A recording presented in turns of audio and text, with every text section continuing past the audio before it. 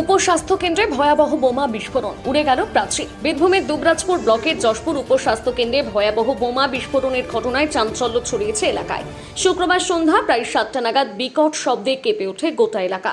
বিস্ফোরণের তীব্রতায় উপস্বাস্থ্য কেন্দ্রের কংক্রিটের সীমানা প্রাচীর সম্পূর্ণ ভেঙে পড়ে।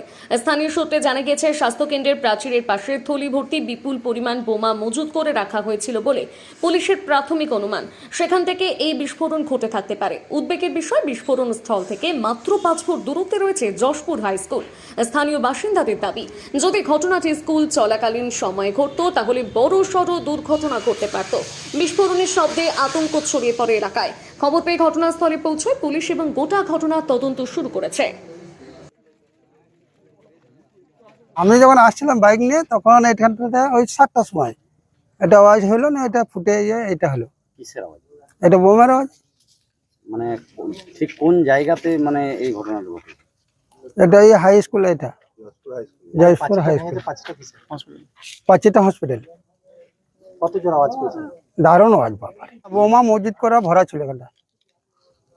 কেন মানে এই হাসপাতালে কেউ বোমা মজুত করেছে বলে মানে কি হতে পারে এটা? হ্যাঁ, কেউ মসজিদ করে রেখেছিল মনে হয়। মানে এখানে কি কোনো ঝামেলা হচ্ছে? না, ঝামেলা কোনো ঘটে নাই।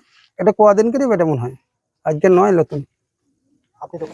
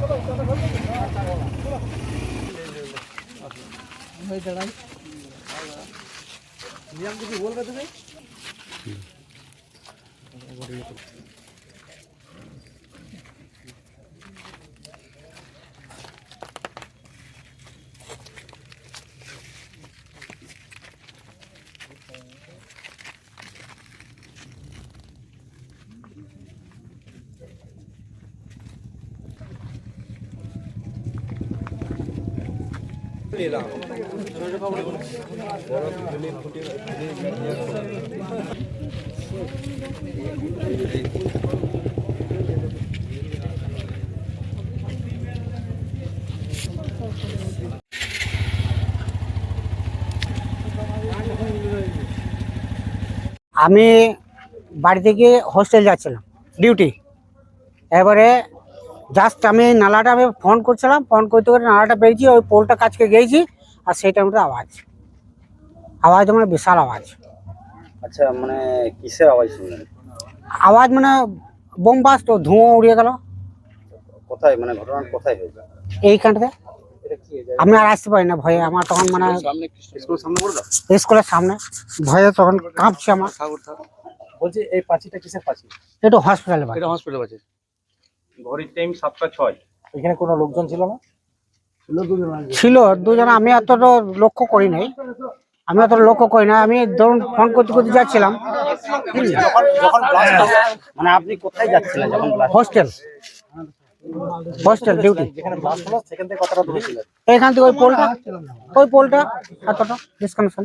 আপনি তো গতকাল রাতে যশপুর হাই স্কুল ও উপস্বাস্থ্য কেন্দ্রের ঠিক মাঝখানে যে পাঁচিল, সেই সীমানাতে বোম ব্লাস্ট হয়েছে এবং সেই ব্লাস্ট হওয়ার পর শুনলাম রাতারাতি যখন পাঁচিল ভেঙে গেছে, সেই পাঁচিল নির্মাণ করে দিয়ে রং করে দেওয়া হয়েছে। যদি আজকে দিনের বেলায় এই ঘটনা ঘটতো তাহলে একদিকে হাসপাতাল যেখানে মানুষ চিকিৎসা করে, আর একদিকে হাই স্কুল যেখানে স্টুডেন্টরা সেখানে পড়াশোনা করতে যায়, তাহলে বহু মানুষের ক্ষতি হতে পারত। এবং কারা আজকে ওইখানে বোম রাখলো এবং রাতারাতি কিভাবে বোম ব্লাস্ট হওয়ার পর আজকে ধামাচাপা দেওয়ার জন্য আজকে সেই ধরনের নির্মাণ হয়ে গেল, আমরা জানতে চাই বাংলায় কোন মানুষটি সুরক্ষিত আছে? বোম বারুদ শিল্প ছাড়া তৃণমূল কংগ্রেসের আর কিছু নেই।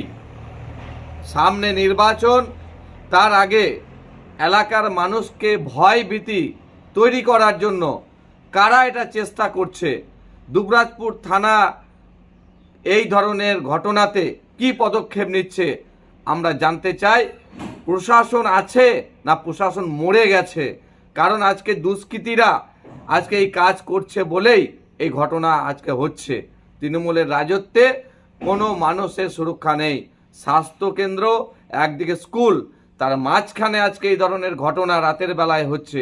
দিনের বেলায় হলে আজকে এই ঘটনাতে কত মানুষের ক্ষতি হতে পারত। প্রশ্নটা মানুষের, আগামী দিনে তার জবাব তৃণমূলকে দিতে হবে। উপস্বাস্থ্যকেন্দ্র যশপুর, যেখানে ওই এলাকার মানুষরা চিকিৎসা করতে আসেন, একটা উপস্বাস্থ্য কেন্দ্রের পাঁচিল ভেঙে যাচ্ছে। কারা বোম রাখছে? আজকে জনবহুল এলাকাতে যদি বোম থাকে, রাতের বেলায় ঘটনা হয়েছে, দিনের বেলায় যদি আজকে মানুষ থাকাকালীন এই ঘটনা ঘটতো, তাহলে কত মানুষের প্রাণ ঝরে যেত।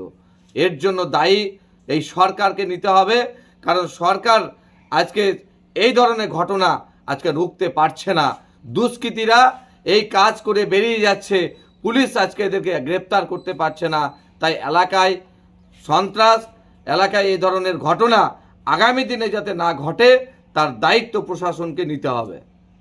বাংলায় সুরক্ষিত নয় শিক্ষা ও স্বাস্থ্য, এর জন্যই বোম আজকে ব্লাস্ট হচ্ছে, যা চোখে আঙুল দিয়ে দেখিয়ে দিচ্ছে এই সরকার সম্পূর্ণভাবে ব্যর্থ।